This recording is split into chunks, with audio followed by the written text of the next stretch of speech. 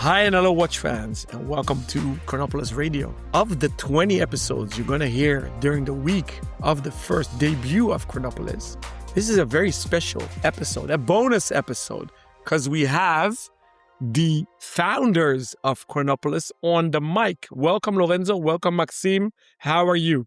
Hi guys. Hello. Good to be here. Finally. Yeah. Looking forward to kick things off. So it's good. Let's go.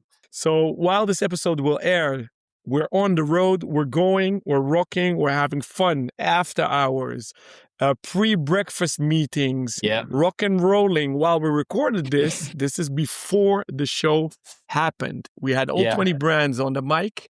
We're very excited to have you guys.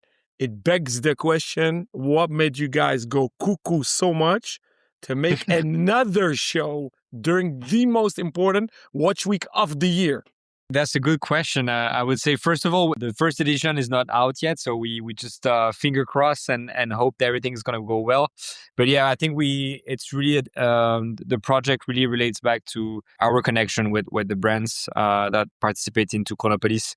I think a few of them reached out to us. They were trying to find something that was a bit different, that speak to their audiences, and also had the same kind of spirit in terms of how they want to portray watchmaking in their own way, and a bit out of the traditional, I would say, means of talking about watches. So they knew our work. They knew our work through Iced Out and Apres Demain.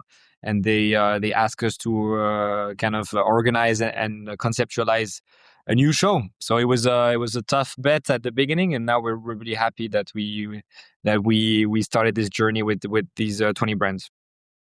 We didn't have the idea while having a shower. We're sorry. It's not that sexy kind of idea.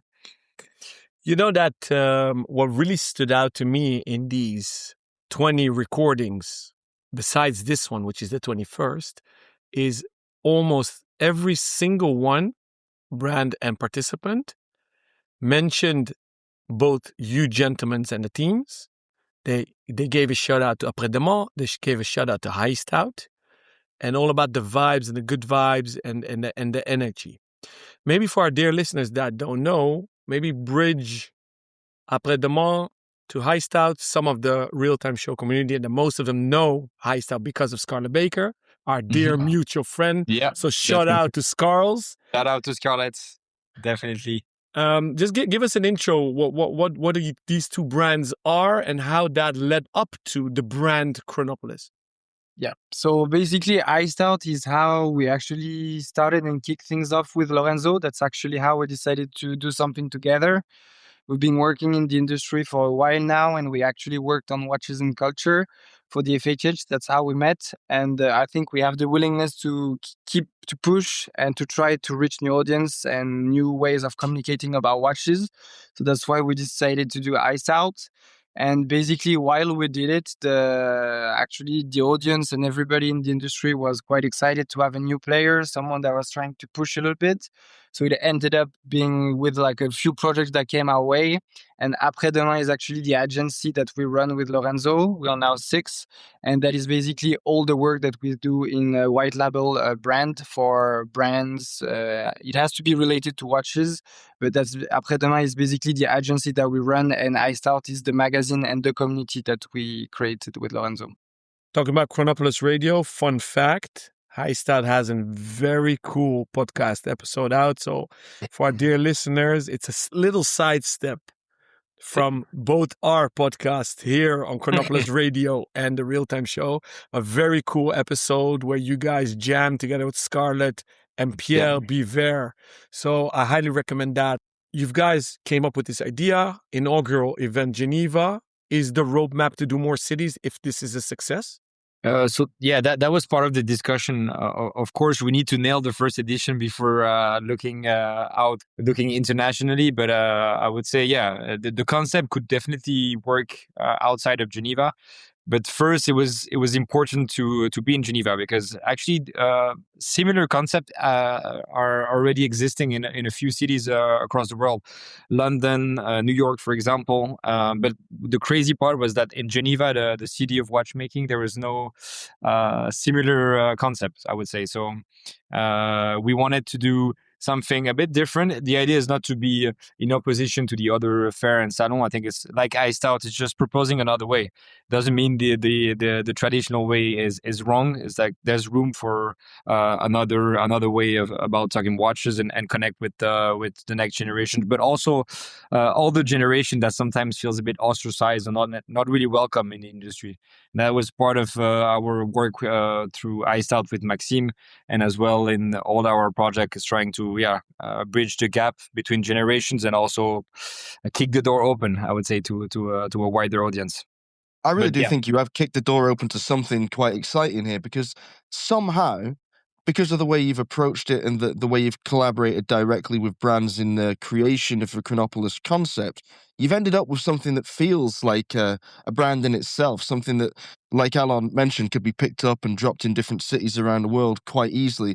But I keep referring to it as a movement. It feels like the brands you've assembled are a collective of young, exciting watchmaking revolutionaries, and I see this being something that people can get really excited about, get behind, and want to be part of. But then that's the question.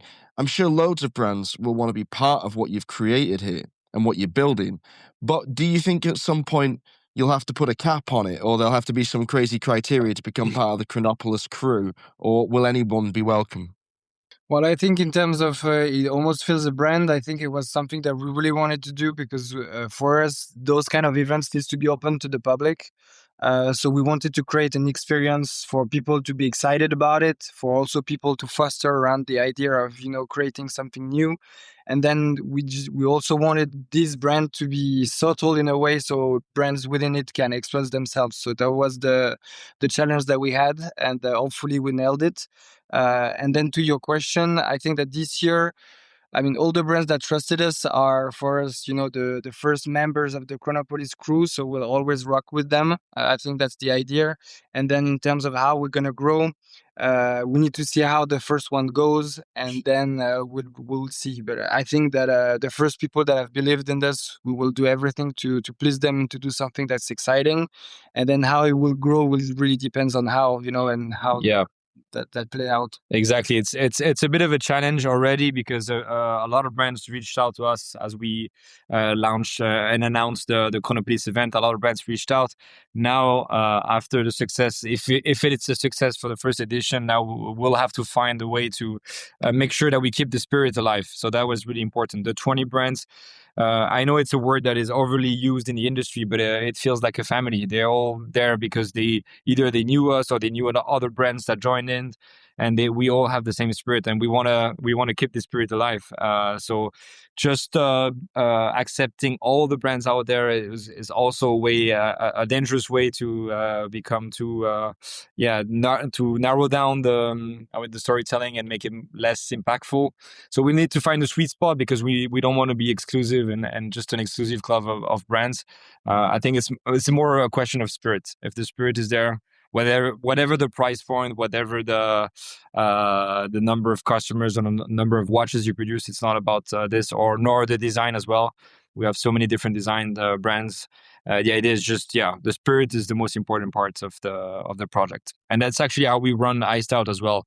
We have a lot of partners in the magazines, and it's not a question of the money necessarily they bring, or the quality of the design and so on. This is really subjective. It's more about the spirit. If they understand our spirit, they also let us run the thing and give us some freedom. Then we're more than open to work together with them. It feels like that spirit is very likely to carry you to a first success, and fingers crossed everything's going well already, because by the time our listeners hear this, of course, the fair doors will be open. We may even have had one happy hour already, and we'll have seen exactly what it is you've been working all this time. I foresee only one major problem, and it's a huge thing you've got to tackle, and that is, how do you decide which watch to wear in the morning? You've only got 2 wrists. The best way to do it is for myself, probably Maxim as well, is vintage. Like this, we don't. There's Nice. no political problems with the other brands. But we have our favorites in the 20 brands, but we won't say who. What I was wondering, gentlemen, you've spoken about to decide if it's a success or not. What are the KPIs? Because you cater to press, retailers, and collectors, consumers. Well, I think first we're here to serve the brands. So if they're happy, we're happy. It's not necessarily a KPI, but at the end of the day, it's how we're going to do another one. Mm-hmm. And then in terms of the KPIs and all the figures, I think it's the people that are going to come in. It's how many we have per day. Have we fostered and created new connections as well? Because a lot of brands are trying to come to have new retailers, to meet new press and so on. So this is hard to quantify, but obviously they'll tell us. And first and foremost is how many people are going to cross the door and stay. And also if people stay, because we want to create a space where you can actually hang out. Yeah. So I'd say that's the KPIs we'd be looking for. Yeah. Also, we it was important to let the brand sell on site if they wanted to. Not sure all the brands will do it, but some will, and this is important as well. We gave them a platform. We try our best to connect them with retailers, as Maxime says, press as well, like you guys and other medias. And I think this is our job to make it the most impactful as we can, and then the brand will have to do the rest of the work. And that's why we also wanted to have a really shareable space, which really all the booth will have the same format and size. Again, it's not about who has more money in the pocket. It's more about we give them the same space, the same features and services, and then it's their job to make the product shine. But we'll have to foster a connection and make sure that everything feels great for them. What stood out for me also in all these conversations we had with the participants is they really not only made me feel as if they were part of the idea, strategy, and organization from the grounds up. Some of them literally said that. So that also feels to me that it's rather novel and innovative compared to what has been out there. And of course, the reason Basel World is RIP is because they were arrogant and sitting in their ivory tower. How did you go about doing this to make them feel so inclusive? Well, I mean, just giving them a space where they are all equal and where we don't tell them what they have to do or what they have to wear or what, it's just basically we're giving them and doing the organization so they can share the novelties. And then we're here to serve them. I think it's also how the project came about, but it's really like we want to create a space where they can share the novelties, where they feel home, where they don't feel like they have to do something or they have to deliver on some kind of, I don't know what characteristic they could have, but really like just do everything so they have their space, something that is close to their spirits and so on, so they can perform and share their love of watches, which we share, and that we want to share with even more people. Now, for those listeners that maybe are not that aware of the existence of Chronopolis, walking around Geneva, might catch this pod while the fair is on. How would you do a quick elevator pitch to both press, retailers, and of course, collectors? Me, myself, to give you a little hint, if I can get a copy of High Style magazine signed by you guys, I would run to the location. That's a good point. There will be iStyle magazine at the entrance and for free, so it's already a good sign to pass by Chronopolis. But yeah, the pitch is pretty simple. It's we're in the center of Geneva, close to customers, curious people, and retailers as well, because they sleep in the hotel nearby. We're next to all the buses and trams in Geneva. And I think we just want to be open, also let people have a drink, talk about watches in a really relaxed way. There will be opportunities to talk to CEOs of the brands. They'll all be there and exchange about watches in the most relaxed way possible. Yeah, definitely. There is no pressure to enter within a store where everybody is looking at you or where you have a 10 waitress waiting for you. It's really like you're going to talk to the people that are in love with what they do. And there are so many different brands. Like you have some that are a bit more design focused. You have some that are more traditional. Really, you have a spectrum of brands that is so interesting. And actually, I would go there just to see the ones that you don't know. Yeah, and if you're happy, you can even leave with a watch, which is pretty amazing. It's not the case of other watch fair, and some of them are pretty affordable as well. So you can have fun and also go home with a cool watch on the rest. I am very excited to go while we're recording this. Obviously, this is beforehand. I already said several times on the mic, I'm starting my day at Chronopolis. I'm ending my day at Chronopolis. It's not only because of the happy hours, because Robin from Atelier Wen promised us very good vin. So a lot of wine. So I'm going to take him up on that offer. And if you hear this before Thursday, make sure to come to the Chronopolis party that is open to the public. And I'm very excited for that one as well. Yeah. We have a little surprise. So be there around 7:30, 8ish. We'll have a little surprise. Yeah. Thank you. And I'm you, looking guys. forward to seeing you guys. Same. Can't wait to have you there at Chronopolis and be a citizen from this crazy city. We look forward to it. Thanks, guys. See you soon. Thank you, guys. Bye-bye.